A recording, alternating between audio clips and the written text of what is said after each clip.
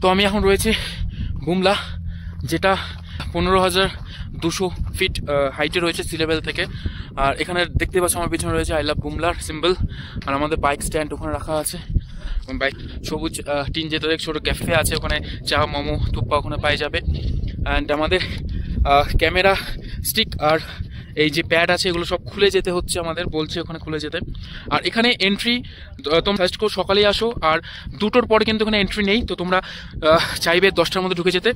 এখানে এসে আমার মনটা সত্যি একদম মানে প্রাউডলি আমি বলতে পারবো যে আমি ইন্ডিয়ান, কারণ এখানে একজন স্যার আমাদের ব্রিফিং করলেন, এখানকার যে স্টোরি রয়েছে সেগুলো আমাদের বললেন।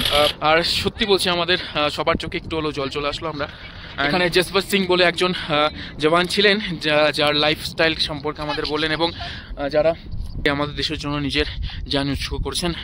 এখানে চায়না বর্ডার, চায়নার সাথে যে আমাদের ইন্ডিয়ার ওয়ার হয়েছিল 1962 আই থিঙ্ক বললো সেটা।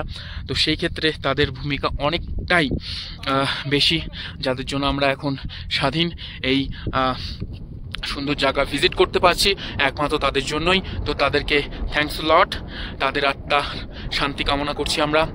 আর দেখতে পাচ্ছি আমার ঠোঁট সাদা হয়ে গেছে, আর এখানে প্রচুর পরিমাণ ঠান্ডা, গ্লাভসও কাজ করছে না এখন।